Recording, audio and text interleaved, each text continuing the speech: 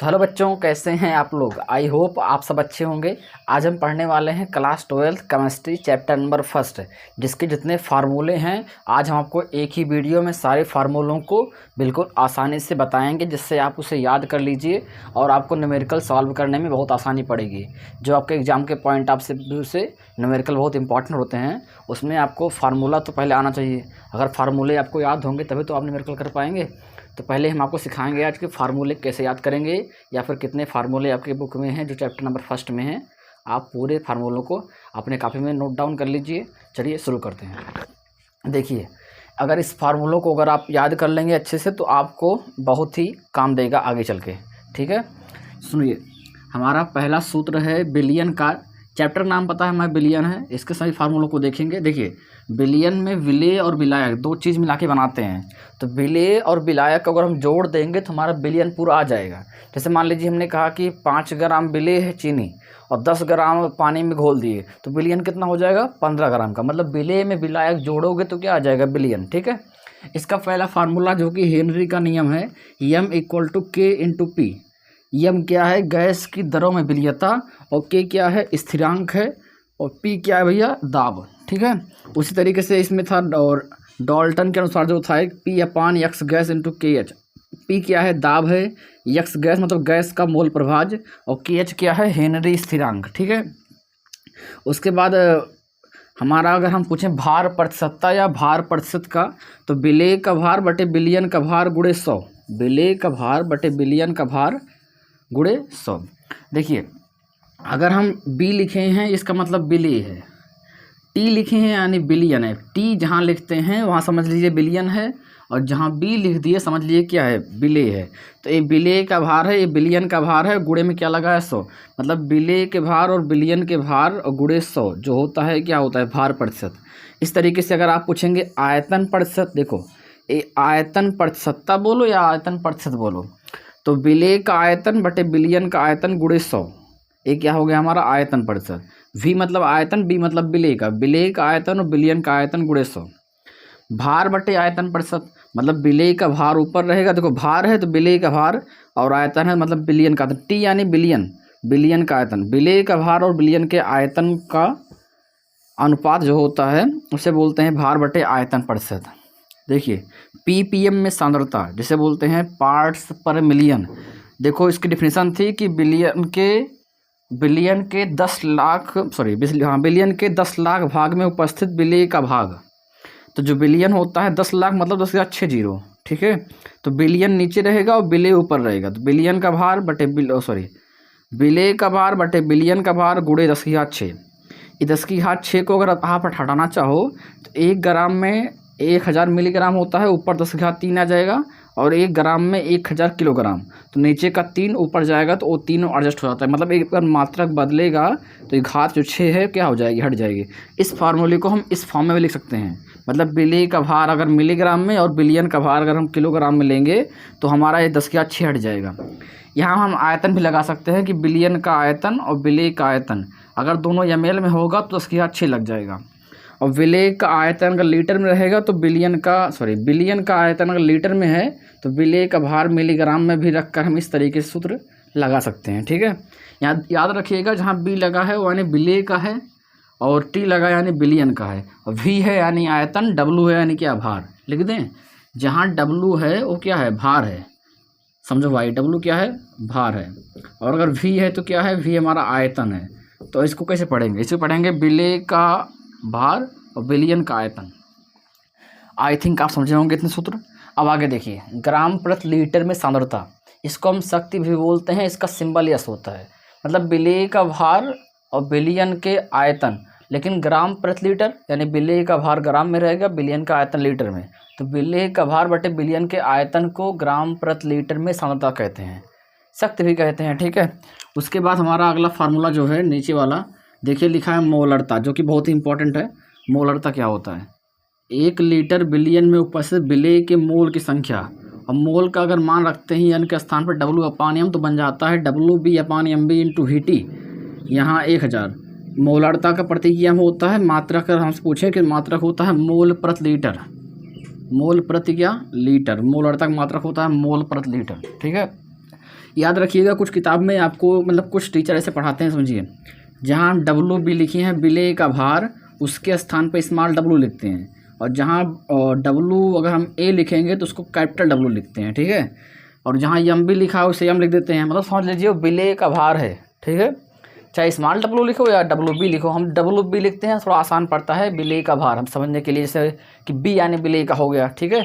नहीं तो आप कन्फ्यूज हो जाएंगे कि कौन सा स्मॉल डब्लू है कौन सा कैपिटल डब्लू है, इसलिए तो डब्लू बी यानी बिले का भार, यम बी मतलब यम मतलब अणुभार होता है, बिले का अणुभार, और वी टी यानी बिलियन का आयतन, ठीक। यहाँ देखिए मोललता किसे कहते हैं, तो 1 किलोग्राम विलायक में उपस्थित बिले के मोल की संख्या, तो इसका सूत्र क्या होता है, डब्लू बी अपान एम बी इंटू 1000 बटे डब्लू ए। डब्लू बी बिले का भार, एम बी बिले का अणुभार, डब्लू ए विलायक का भार ग्राम में। अगर एक ग्राम में रहेगा तो 1000 लगता है, लेकिन अगर किलोग्राम में रहता है तो 1000 नहीं लगता। यहाँ अगर एम एल में है, किस में है, एम एल में, तो 1000 लगेगा, और अगर लीटर में रहेगा तो 1000 नहीं लगेगा। नॉर्मलता किसे कहते हैं, तो सुनो, 1 लीटर बिलियन में उपस्थित विलेय के ग्राम तुल्यांक की संख्या बिलियन की नॉर्मलता कहलाती है। इसका फार्मूला होता है n बराबर W B upon E B into V T M L में गुणे 1000। ई बी क्या है, ई बी है हमारा तुल्यांकी भार, तुल्यांकी भार बराबर अणुभार बटे संयोजकता, यह हमारे होती है संयोजकता, इसको बैलेंसी भी बोलते हैं। जब न्यूमेरिकल करते हैं तो संयोजकता निकाला जाता है, अरे वही अम्ल की क्षारकता, क्षार की अम्लता, या फिर लवण के लिए संयोजकता बोलते हैं। नॉर्मलता और शक्ति में संबंध का सूत्र होता है नॉर्मलता इंटू ई बी यानी विलेय का तुल्यांकी भार गुणे यस यानी क्या होता है, शक्ति। और मोलरता और शक्ति में संबंध का सूत्र मोलरता गुणे एम बी इंटू यस, मतलब मोलरता गुणे विलेय का अणुभार गुणे शक्ति बराबर शक्ति। और सुनिए, मोलरता व नॉर्मलता में संबंध होता है नॉर्मलता बराबर संयोजकता गुणे मोलरता, यानी संयोजकता, नॉर्मलता बराबर संयोजकता गुणे मोलरता, संयोजकता गुणे मोलरता, ठीक है। और एक फार्मूला आप समझिए, मोल प्रभाज क्या होता है, बहुत इंपॉर्टेंट है। मोल प्रभाज को मोल अंश भी बोलते हैं, मोल अंश। तो अगर विलेय का, बी माने विलेय का, अगर विलेय का मोल प्रभाज निकालना है, यक्स जो होता है विलेय के मोल प्रभाज का प्रतीक है, अगर विलेय का मोल प्रभाज निकालना है तो विलेय का मोल बटे विलेय का मोल और विलायक का मोल दोनों जोड़ के रख दो। उस तरीके से अगर आपको विलायक का मोल प्रभाज निकालना है तो विलायक का मोल नीचे बटे विलेय प्लस विलायक दोनों का मोल जोड़ के रख दो, ठीक है। अब समझिए आगे, यहाँ अगर हम पूछेंगे कि जैसे मोल यन कैसे निकलता है, तो मोल का सूत्र होता है मोल बराबर भार बटे अणुभार। जैसे मान लीजिए आपको यन निकालना है तो यन के स्थान पर डब्लू अपान एम रखो, क्या रखोगे, डब्लू अपान एम। अगर ये विलेय का है तो विलेय का लगा लो, नहीं विलायक का है तो क्या लगा लोगे, विलायक का, ठीक। और आप समझ लीजिए विलेय का मोल प्रभाज और विलायक का मोल प्रभाज, यानी यक्स बी यानी विलेय का मोल प्रभाज, यक्स ए यानी विलायक का मोल प्रभाज, दोनों मिलाकर 1 होता है। कितना होता है, 1। विलेय का मोल प्रभाज और विलायक का मोल प्रभाज मिला के कितना होता है, 1, ठीक है। आप इसको नोट डाउन कर लीजिए। अब पढ़ते हैं इसकी आगे वाला बच्चा लोगों, अब देखते हैं आगे के फार्मूले। देखिए, एक फार्मूला होता है हमारा दरो बिलियन के लिए राउल्ट का नियम। राउल्ट का नियम भी मतलब दरो बिलियन के लिए है। P equal to P A nought X A P B nought X B.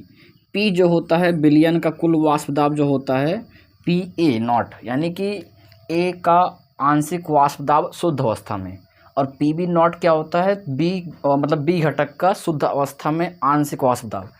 X ए यानी विलेय जो मतलब A वाला हो घटक होगा उसका मोल प्रभाज है, वैसे इसे बोलेंगे विलायक का मोल प्रभाज। और अगर एक्स बी यानी विलेय का मोल प्रभाज, ठीक है। और हमारा एक फार्मूला होता है जो काफ़ी इंपॉर्टेंट है, आवासशील विलयन के लिए विलेय के लिए राउल्ट का नियम। P माइनस का P S upon P, N B upon N A plus N B. देखिए P क्या है, P क्या है, शुद्ध विलायक का वाष्प दाब, शुद्ध विलायक का वाष्प दाब। पी एस या एस मतलब सोल्यूशन विलयन, तो आप इसे बोलोगे शुद्ध विलयन सॉरी अवाष्पशील विलेय को मिलाने पर बने विलयन का वाष्प दाब। P क्या था, शुद्ध विलायक का वाष्प दाब। PS क्या है, बिलियन का वाष्प दाब, सोल्यूशन मतलब बिलियन वाला। और P क्या है, P क्या बताए हम, P बताए कि शुद्ध विलायक का वाष्प दाब, और PS बता रहे हैं कि बिलियन का वाष्प दाब, ठीक है। NB क्या है, विलेय का मोल प्रभाज, अरे यार NB यानी विलेय का मोल, NA यानी विलायक का मोल, और NB यानी विलेय का मोल।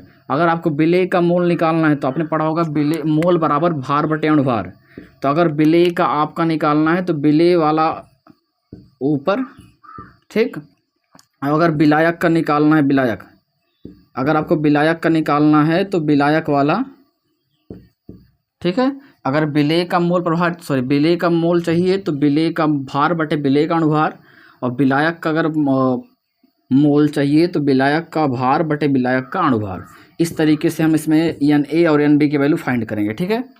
और समझिए एक चीज़ और आप यहाँ कि अगर हम बात करें क्वथनांक के उन्नयन का सूत्र, तो उन्नयन यानी कि बढ़ जाता है, तो जो Ts यानी बिलियन, यस जहाँ लगा होगा मतलब समझिए यस यानी बिलियन का, तो बिलियन का जो ताप होगा, और T मतलब जो शुद्ध विलायक का ताप था, देखिए शुद्ध विलियन का ताप, और सॉरी विलायक का जो ताप था पहले T यानी जो विलायक का था, और Ts यानी जो बिलियन का रहेगा।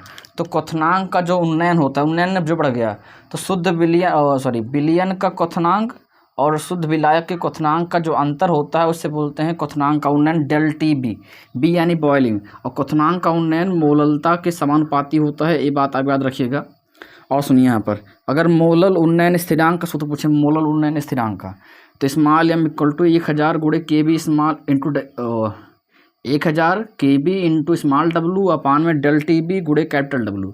इसमें कौन सा सिंबल क्या चीज़ें देखिए लिखे हैं, स्मॉल m क्या है, विलेय का अणुभार, और के बी क्या है, देखिए के बी हमारा है मोलल उन्नयन स्थिरांक, ये चीज़, और स्मॉल डब्लू क्या है, विलेय का भार। हम विलेय का भार स्मॉल डब्लू या फिर डब्लू बी लिखते हैं, बताए पीछे हम, ठीक है, डब्लू बी।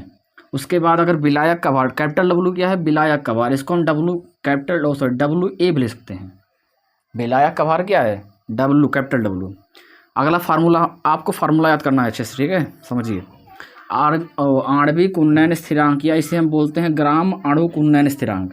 इसका सूत्र क्या होता है, तो स्मॉल m बराबर 100 गुणे के एम गुणे स्मॉल डब्लू अपान स्मॉल और del T B into capital W. ये फार्मूला सेम टू सेम ऐसे रहेगा, बस यहाँ 1000 के स्थान पे क्या रहेगा, 100, ठीक है।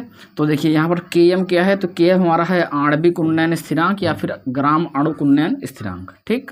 और बाकी तो आपको पता है, इसमें लिखा है स्मॉल डब्लू क्या है और कैपिटल डब्लू क्या है, एम क्या था और डेल टी बी क्या है, इधर लिखो, देखो डेल टी बी क्या है, डेल टी बी क्वथनांक का उन्नयन। अब आगे देखते हैं हिमांक का अवनमन, आप इसका स्क्रीनशॉट ले लीजिए। हाँ तो बच्चा लोगों, अब देखते हैं आगे के फार्मूले। हमारा फार्मूला है हिमांक का अवनमन। हिमांक का अवनमन जो होता है उसे हम डेल टी एफ से लिखते हैं, एफ यानी फ्रीजिंग। तो इसको कैसे निकालते हैं, जैसे शुद्ध टी यानी कि शुद्ध विलयन का, शुद्ध विलायक का हिमांक, और टी एस यानी बने विलयन का हिमांक, दोनों के अंतर को बोलते हैं हिमांक का अवनमन। यहाँ पर मोलल अवनमन स्थिरांक का हमारा फार्मूला होता है स्मॉल एम बराबर 1000 गुणे के F into small W upon में डेल टी एफ गुणे कैपिटल डब्लू। यहाँ कौन सा चीज़ क्या है, पीछे लिखे थे, स्मॉल डब्लू विलेय का भार, कैपिटल डब्लू विलायक का भार, के एफ यानी कि मोलल अवनमन स्थिरांक। 1000 तो नंबर है, स्मॉल एम क्या है, विलेय का भार, पीछे लिखे थे ये स्मॉल एम क्या है, स्मॉल एम है विलेय का अणुभार, सॉरी लिख लीजिएगा, स्मॉल एम क्या है, विलेय का अणुभार, विलेय का अणुभार, मॉलिक्यूलर वेट ऑफ सॉल्यूट, ठीक है। उसके बाद डेल टी एफ क्या है, डेल टी एफ हमारा है हिमांक का अवनमन, ठीक। उसके अलावा अगर हम पूछें आपको ग्राम आणविक अवनमन स्थिरांक या फिर ग्राम आणुक अवनमन स्थिरांक, इसका एक फार्मूला होता है small M equal to 100 into K M गुणे स्मॉल डब्लू अपान में del T F into capital W. K F हमारा यहाँ पर है आणविक अवनमन स्थिरांक, ठीक है। बाकी तो आपको पता है क्या है। अब आप समझिए, विलयन का सामान्य समीकरण जो होता है पी वी बराबर एन आर टी। एन हमारे अगर मान लो क्वेश्चन लगाएंगे तो एन के स्थान पर डब्लू बाई एम, मोल बराबर भार बटे अणुभार रख लेंगे, ठीक है। यहाँ कुछ किताब में पी के स्थान पे पाई लिखा होता है, दाब वो भी है, दाब पी होता है, मतलब पी के स्थान पे पाई लिखा होता है, पी के स्थान पे क्या लिखा होता है, पाई। और पाई हमारे यहाँ पी या पाई क्या होता है, तो दोनों होता है प्राशण दाब, ठीक है। और वी क्या है, आयतन है, एन हमारा मोल होता है, एन लिखा है डब्लू अपान एम, और आर हमारा होता है बिलियन स्थिरांक, और बिलियन स्थिरांक का मान याद कर लीजिए 0.0821 litre ATM mole inverse kelvin inverse, ठीक। और टी हमारा होता है परम ताप, टी क्या होता है, परम ताप। परम ताप यानी कि जब ताप का मान केल्विन में रखेंगे उसे बोलते हैं परम ताप। और आई हमारे सुनो इस फार्मूले को P इक्वल टू CRT भी लिखा होता है। C यानी सांद्रता, C यानी क्या होता है, C होता है हमारा सांद्रता, ठीक, कंसंट्रेशन। इसको मोलरता भी लिखते हैं, मोलरता भी। तो P बराबर CRT, R पता है, T क्या है परंतव। P भी बराबर अगर मान लीजिए I कहीं आएगा तो I यानी हमारा 1/2 गुणांक अगर कहीं आता है तो P भी इक्वल टू हम INRT लगाते हैं, वहीं आगे गुणा कर देते हैं 1/2 गुणांक से, ठीक है। तो आप इसका स्क्रीनशॉट लीजिए। आशा करता हूँ आपको वीडियो अच्छी लगी होगी। अगर आपको थोड़ा सा हेल्प मिला हो इस वीडियो से, आपको कुछ फार्मूले याद हुए हों या फिर आप नोट करके कुछ आपको हेल्प मिला हो भाई, तो वीडियो को लाइक करिएगा, अपने दोस्तों से शेयर कीजिएगा। मिलते हैं नेक्स्ट वीडियो में किसी कमाल टॉपिक पर। जय हिंद।